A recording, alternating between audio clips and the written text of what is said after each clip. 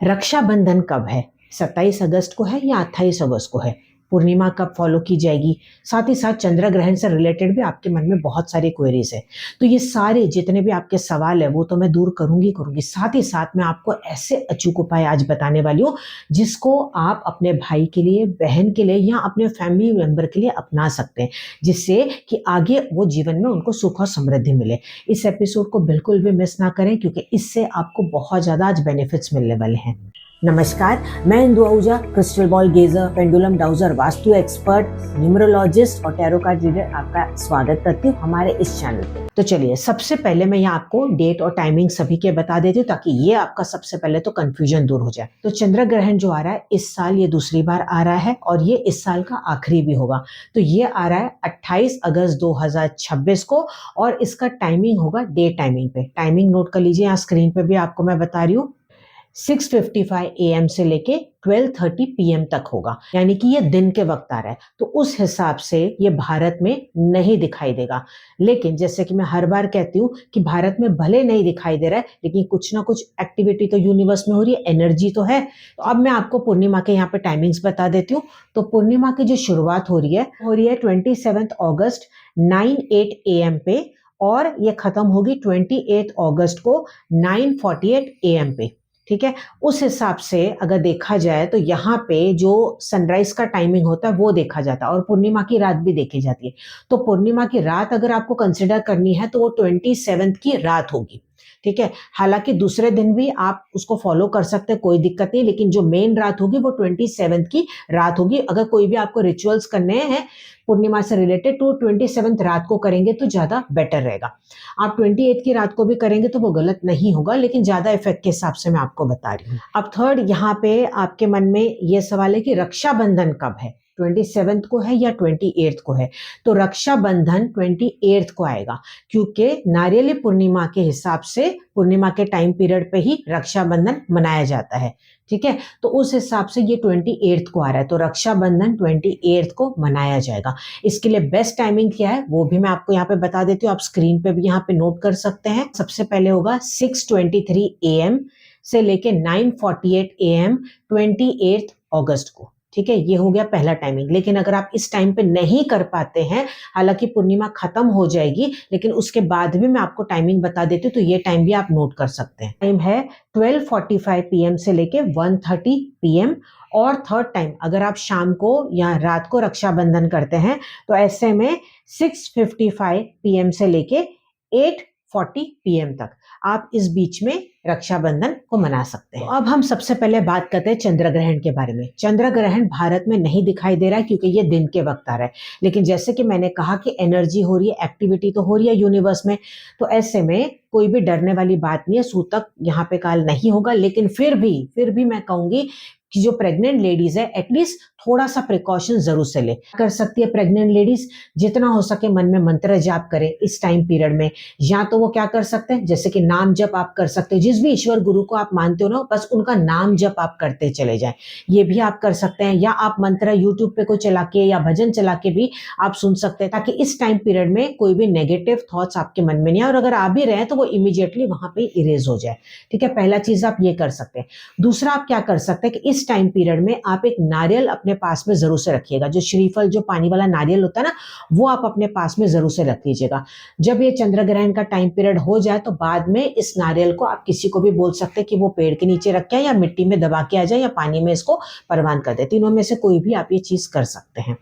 अब इसके अलावा एक और चीज आप यहाँ पे ध्यान दे सकते हैं कि जैसे अगर हो सके तो जैसे कोई भी पॉइंटेड चीजें हो जाती है, सुई हो गई या कैंची हो गई या नाइफ हो गया, उसको अपने हाथ में ना ले तो बेटर रहेगा।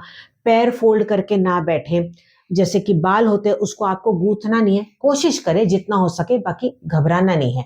हालांकि मैंने कहा कि यहाँ पे नहीं लगेगा, फिर भी मैंने कहा कि थोड़ा प्रिकॉशन ले लेंगे तो ज्यादा बेटर रहेगा।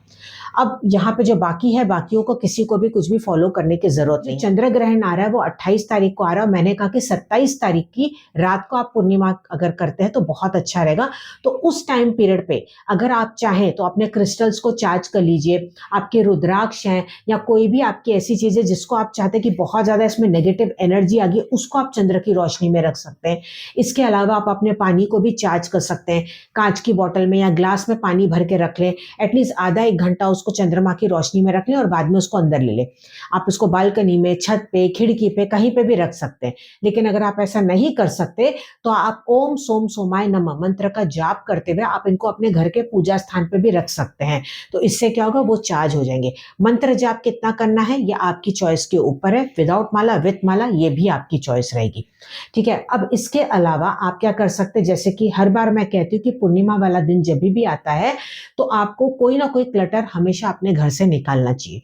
वो कोई भी चीज हो सकती है, जो भी अनवांटेड चीजें हैं आप उनको घर से जरूर से डीक्लटर कीजिएगा। इसके अलावा जो अब मैं आपको चीज बताने जा रही हूँ ये आप कीजिएगा और ये सभी के लिए बहुत ही ज्यादा अच्छा रहेगा। आपको करना क्या है, आप इसको हर पूर्णिमा पे भी कर सकते हो, लेकिन इस पूर्णिमा पे तो खास तौर पे कीजिएगा क्योंकि ये जो पूर्णिमा है वो है नारियली पूर्णिमा, इसीलिए इस पे आपको नारियल से रिलेटेड ये कार्य जरूर से करना है। आपको करना क्या है, आप ये अपने भाई के लिए तो करेंगे ही करेंगे क्योंकि रक्षाबंधन भी नेक्स्ट दिन 28 तारीख को आ रहा है, तो आप उनके लिए तो करेंगे, लेकिन आप अपने नाम से भी कर सकते हैं, अपने फैमिली मेंबर्स के लिए भी कर सकते हैं। जितने के लिए भी आप ये रेमेडी करना चाहते हैं उतने श्रीफल आप नारियल लेंगे यहाँ पे। लेकिन अगर फैमिली मेंबर बहुत ज्यादा है, ज्वाइंट फैमिली, आपको लग रहा है कि इतने ज्यादा मैं नारियल नहीं ले सकती, पूरे फैमिली के नाम से एक नारियल भी ले सकते, उसमें कोई दिक्कत नहीं। लेकिन कोई एक फैमिली मेंबर है जिनको बहुत ज्यादा ही परेशानी है तो उनके नाम से आप अलग नारियल भी ले सकते हैं, ऐसा भी आप कर सकते हैं। मैंने आपको ऑप्शंस बता दिए। तो अब आपको करना क्या, बस आपको यहाँ पे याद रखना है कि किसके नाम से कौन सा नारियल है। अगर आपने अलग अलग लिया वहां पे कुछ भी मार्किंग या आप ऐसे निशानी बना दीजिएगा। अब इसको आपको हाथ में होल्ड करना है। अगर इंडिविजुअल आप एक एक के लिए ले रहे हैं तो आप हाथ में होल्ड करेंगे, उनका नाम लेंगे और बोलेंगे कि जो भी उनके ऊपर की प्रॉब्लम्स है, तकलीफ है, जेलसी है, नजर है, वो सब कुछ इस नारियल के अंदर समाती चली जा रही है। और आपको उनके लिए अच्छी कामना भी करनी है कि आगे आप उनके लिए क्या चाहते हो, आपके मन में उनके लिए क्या मनोकामना है, क्या इच्छा है, वो आप इच्छाएं उसमें आप बोल सकते हो। आप प्रेजेंट टेंस में बोलो या फ्यूचर टेंस में बोलो, वो आपकी इच्छा है, बस वो मन से आना चाहिए। सच्चे मन से ईश्वर और गुरु को याद करते हुए उस नारियल को अपने हाथ में होल्ड कीजिएगा। आंखें बंद करके सारी एनर्जी आप उसमें लगा दीजिएगा। क्या इच्छाएं आप उनके लिए रखना चाहते हो, बस वो पूरा सरेंडर भाव से आप बोल दीजिएगा कि बस आप सारी वो नेगेटिविटी खींच लो और जो भी पॉजिटिविटी है आप उनके ऊपर दे दो। भले आपके भाई दूर है या आपके फैमिली मेंबर दूर है, आपके बच्चे साथ में नहीं है, तो भी आप उनके नाम से ये कर सकते हो। अगर सपोज आप एक ही नारियल पे कर रहे हो तो आप एक एक इंडिविजुअल के लिए उसमें बोलते चले जाओ, क्या नेगेटिव है क्या पॉजिटिव है, वो सारी चीजें आप बोलते चले जाओ। क्या नहीं चाहिए, क्या आपको चाहिए, वो सब चीजें आप उसमें बोल दोगे। अब इस नारियल को आप 27 तारीख की रात को शाम को ही आप एनर्जाइज कर लेना। 27 तारीख की रात को ही आप इसको अपने घर के मंदिर में या कहीं पे भी एक स्थान पे आप इसको रख देना। अब ये 100% क्रैक तो इसमें आने वाला है क्योंकि वो सूखा नारियल है, यानी कि अंदर से भले पानी भरा हुआ था। टेंडेंसी क्या होती है नारियल की, अगर हम उसको गिल्ला करके रखते हैं या ऊपर से कुछ सिंदूर लगा के रखते हैं तो वो जल्दी से ब्रेक नहीं होता, या कपड़े में लपेट के रखते हैं। लेकिन यहाँ पे मैं चाहती हूँ कि वो ब्रेक हो और आप उसको ऑब्जर्व करें कि आखिर उसमें क्रैक आ कब रहा है। जितनी जल्दी क्रैक आएगा इसका मतलब उतनी जल्दी उसने नेगेटिविटी अपने ऊपर पुल कर दी है, and it's a very good sign. अगर नहीं भी आया तो इट्स ओके, मतलब ज्यादा नेगेटिविटी नहीं है तो घबराने वाली बात नहीं है। तो आपको यहाँ पे ऑब्जर्व करना है। वो 24 घंटे लग सकते हैं, 48 घंटे लग सकते हैं, उससे ज्यादा लग सकते हैं। जब उसके अंदर आपको लगे कि इसमें क्रैक आ गया है तो आप उसको सीधा डिस्कार्ड कर देंगे, उसको यूज नहीं करेंगे क्योंकि उसने नेगेटिविटी अपने अंदर पुल कर ली है। तो आप इसको पानी में परवान कर सकते हैं, मिट्टी में दबा सकते हैं, सबसे बेस्ट है मिट्टी में दबाना, सबसे बेस्ट है। कहीं पे भी जाके जहां भी आपको लगता है इसको, कभी भी आपको जब मौका मिला आप इसको मिट्टी में जाके दबा के आ जाइए, और ऊपर से अगर पानी भी डाल सकते हो तो बहुत अच्छा। तो ये आपको जरूर से करना है इस नारियली पूर्णिमा पे। अब मैं आपको बताने जा रही हूँ रक्षाबंधन से रिलेटेड। तो रक्षाबंधन वाले दिन आपको करना क्या है, जब आप अपने भाई को राखी बांधे तो बांधने से पहले उस राखी को अपने हाथ में होल्ड करेंगे और ओम क्लीम कृष्णाय नमः इस मंत्र का जाप करेंगे और सच्चे मन से अपने भाई के लिए आप वहां पे मनोकामना करेंगे जो भी आप चाहते हैं। लेकिन उसके साथ में एक और चीज आपको यहाँ पे तैयार करनी है। करना आपको क्या है, या तो आप कच्चा सूत ले सकते हैं या कोई भी रिबन या अलग से एक धागा ले सकते हैं, उसमें 9 गांठें आप बांध लीजिएगा। हर गांठ बांधते हुए आप गायत्री मंत्र का जाप आप यहाँ पे जरूर से कीजिएगा। उसको भी आपको साथ में लेना है और उसमें भी इंटेंशन पॉजिटिव देना है अपने भाई के लिए, जो भी आप चाहते हैं। और फिर अपने भाई को या बहन को आप ये बांध सकते हैं। आप एक दिन पहले भी इसको तैयार करके रख सकते हैं।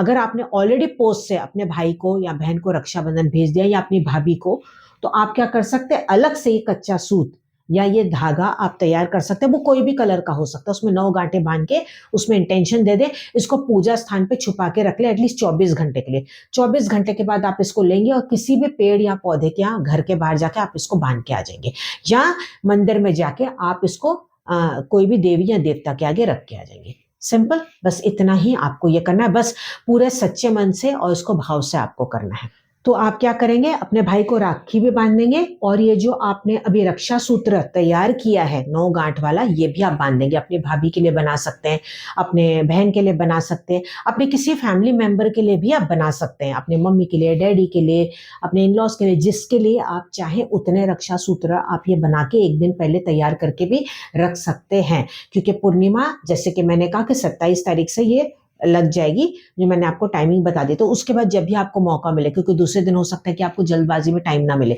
तो एनर्जाइज करके सब कुछ रेडी करके आप ये रख लीजिएगा। ये जो भी आज मैंने रेमेडीज बताई है, ये उपाय बताए, कोशिश करें कि आप इसको पीरियड्स में ना करें, क्योंकि उस वक्त खुद की आपकी एनर्जी बहुत ज़्यादा लो होती है। तो जब आप ही एनर्जी आपकी लो है तो आप एनर्जाइज उसको अच्छे से नहीं कर पाएंगे।